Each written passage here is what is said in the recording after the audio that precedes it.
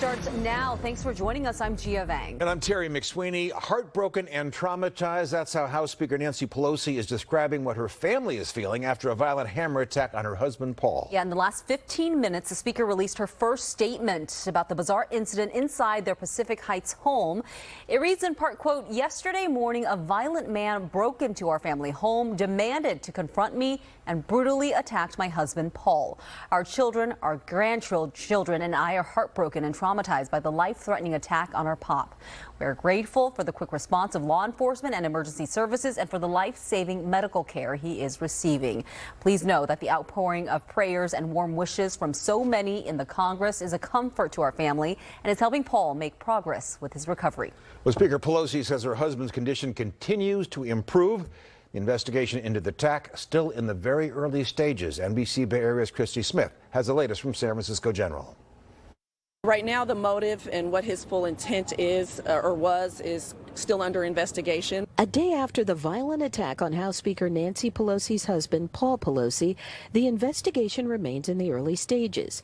Today, San Francisco DA Brooke Jenkins told us her office plans to file charges against the suspect, 42-year-old David DePop, in the coming days. We expect to be filing on Monday attempted murder charges as well as residential burglary and assault with a deadly weapon and elder abuse. That is based on the fact that the suspect took a hammer and obviously assaulted Mr. Pelosi. The Sheriff's Department says DePop remains in custody at SF General. It's been quite an emotional last day or so to absorb all of this, to know that somebody who is not only a local leader but a national leader, to have their house targeted, to have such a violent attack on her husband, it of course makes anyone who is in political leadership take a step back and to question not only your own safety and the safety of your family. The DA attended an event today along with other city leaders, including Mayor London Breed and Police Chief Bill Scott.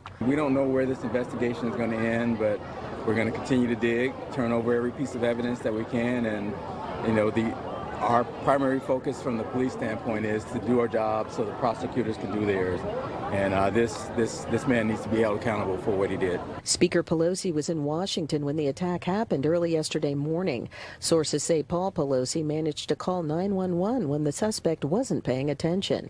A spokesperson for the speaker said yesterday that Paul Pelosi had successful surgery to repair a skull fracture and serious injuries to his right arm and hands. The Pelosi family is a beloved family in the city, and so our hearts and prayers go out to them, and so it's just, I'm sure a very difficult and hard time for them, but we are so grateful that Paul Pelosi seems to be doing well. Mayor Breed today speaking on camera about the attack for the first time. Nancy Pelosi is, on a whole nother level as it relates to elected leaders, a very courageous elected leader in this country and known figure throughout the world. And so it's just really important that we start looking at this differently so that something like this doesn't happen, especially as easily as it did. Christy Smith, NBC Bay Area News.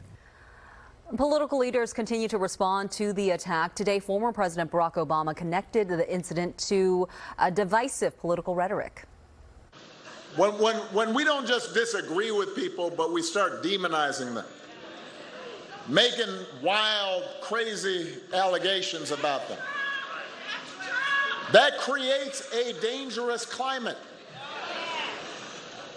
And if elected officials don't do more to explicitly reject that kind of rhetoric, if they tacitly support it or encourage their supporters to stand outside voting places armed with guns and dressed in tactical gear, more people can get hurt. Mr. Obama made the comments at a campaign rally in Detroit. Afterward, a heckler interrupted his speech and was escorted out. Obama says the heckler emphasized his point about the need for civility. We're continuing to keep a close eye on this investigation and Paul Pelosi's condition. Our team is tweeting out updates. Make sure to follow us, our handle at NBC Bay Area.